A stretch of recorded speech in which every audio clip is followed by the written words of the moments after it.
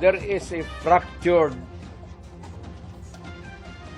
in the governance sa ating Pilipinas ngayon. Walang makakorek niyan. Nobody can correct Marcos. Nobody can correct Romualdez. Iimbestigahan na rin ng Department of Justice ang mga pahayag ni dating Pangulong Rodrigo Duterte laban sa pamahalaan at Pangulong Bongbong Marcos. Mabibigat ang tirada ni dating Pangulong Rodrigo Duterte laban kay Pangulong Bongbong Marcos. There is a fracture in the governance sa ating Pilipinas ngayon. Walang makakorek niyan. Nobody can correct Marcos. Nobody can correct Romualdez. Kasabay niya ng pagkwestiyon sa patuloy na suporta ng militar at pulisya sa Pangulo. Kayo bang mga military pati police, would you still continue to support it? Alam ninyo kung pero tanungin mo lang yung Presidential Security Command. Puro military man yan. You did not go far. Yung mga tao ninyo sa military. Hanggang kailan kayo magsuporta ng presidente?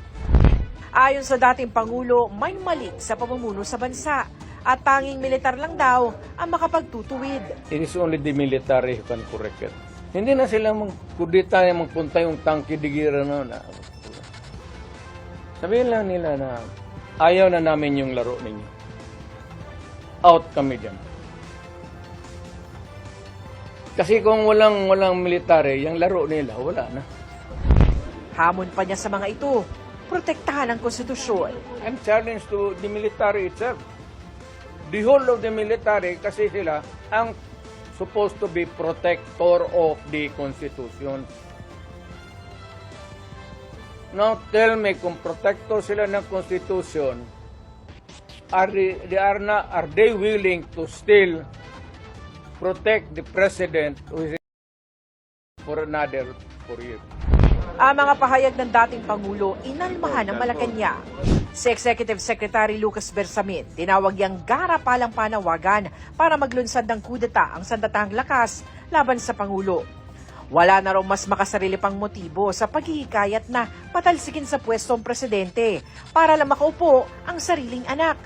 Hindi raw katanggap-tanggap ang marahas sa pangaagaw sa kapangyarihan para madali ang maluklok bilang Pangulo sa pamamagitan ng pamamaslang, panggugulo at pag-aalsa. Ayon kay Bersamin, kikilos ang Estado laban sa lahat ng pagtatangka at hamon na labag sa batas. Nanindigan naman ang Armed Forces of the Philippines na mananatiling tapat sa konstitusyon at sa mga halal na opisyal ng gobyerno. Nanawagan din sila sa mga politiko na huwag nang idamay ang sandatahang lakas sa kanilang mga pahayag. Our armed forces is united and professional.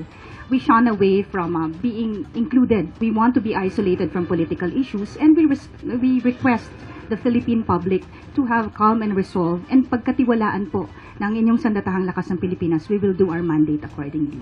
Ganito rin ang giniit ng PNP. With due respect to our former president po, siguro po sa nangyayari po ngayon ay hindi po makakatulong yung mga ganitong pananalita at sa ating pong mga mamamayan ay maging discerning po tayo sa mga nakikita at napapanood at naririnig po natin sa mga bali-balita. Ang Department of Justice iimbestigahan na rin ang mga pahayag na ito ni Duterte.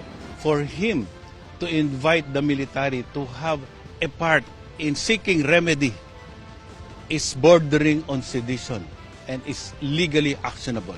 We will have to look at every angle. The threat issued by the Vice President is something that should also be factored in, whether this is really part and parcel of a bigger plan for destabilization. Sinisikap naman ng GMA Integrated News sa makuha ang panig ni House Speaker Martin Romualdez. Pero sabi ng kanyang mga kaalyado, inciting to sedition because they're calling on the AFP to, take up arms against the government. This is another diversionary tactics, no? Para pagtakpan ng totoong issue na kinakaharap ng ating Vice Presidente. Tingin natin sa sobrang bigat, no, ng mga issue ngayon ng ating Vice President, kailangan niya ng tulong ng kanyang ama. Nahaharap ngayon sa samot-saring issue si Vice President Sara Duterte. Mula sa issue sa confidential funds hanggang sa pagbabanta niya sa Pangulo unang ginang at House Speaker.